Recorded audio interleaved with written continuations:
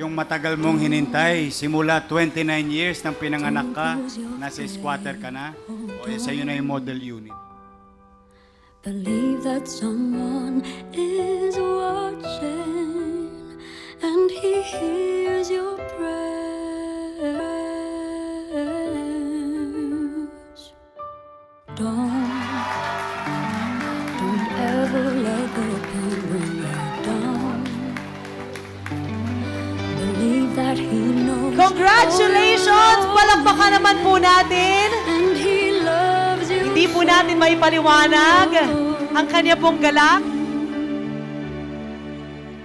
And you see miracles. Just open Tinatawag ko po your yung eyes. nanay ko You po, see tsaka yung signs kuya ko, above pati the yung asawa skies. ko po. If you come to Hindi makapunta believe, po kasi His nainsigaw. love is just a prayer Ah! away. Kuya! And you see miracles. Bakit na tayo? Hindi na tayo magsisiksikan!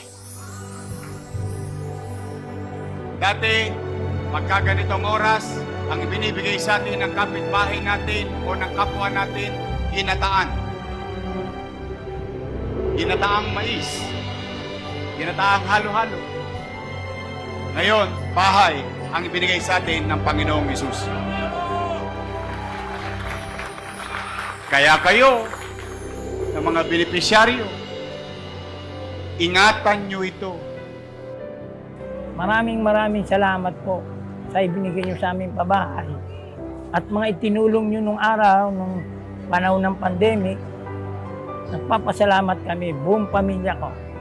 Para lang sa mga hindi squatter ha, paliliwanag ko sa inyo ang buhay ng squatter. Ngayon, naulan, mamaya, puno ang timba. Sa aming bahay po, kami ay nagsisiksikan. Sa lahat din po ng hirap na dinanas namin sa buhay, kami din po ay nangarap. Palakpakan naman natin yung mga construction worker.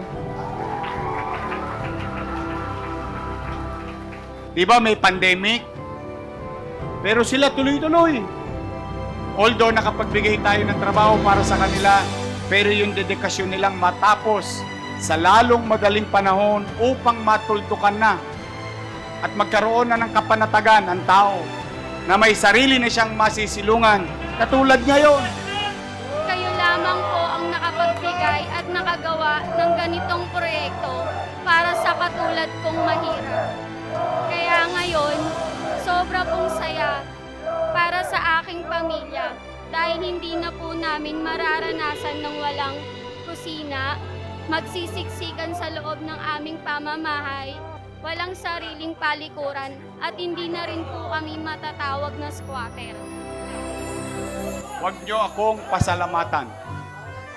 Ako'y naging tulay lamang upang kayo'y makatawid sa kabilang ilog. Pasalamatan natin ang Diyos. Naman ang hirap o pagsubok sa buhay natin, hindi niya tayo pinabayaan.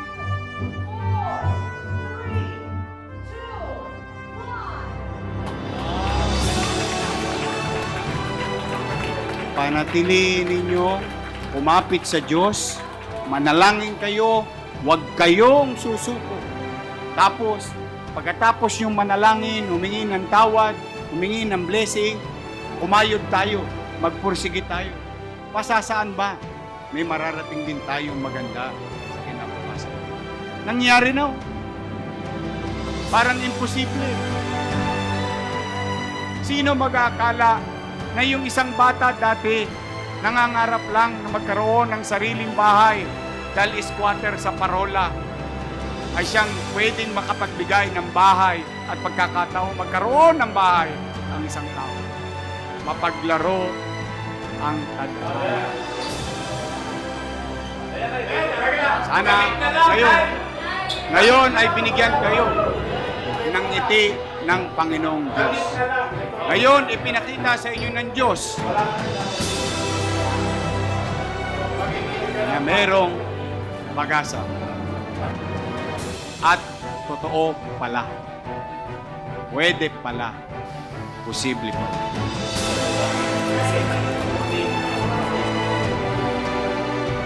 Kita ninyo, Tayo'y pinagpapala.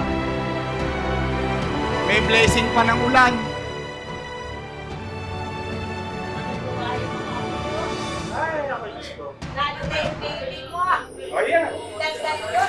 Samira, nangyari ito sa Tondo, nangyari ito sa Binondo, nangyari ito sa Baseco, mangyayari ito sa Marawi. Iyawan.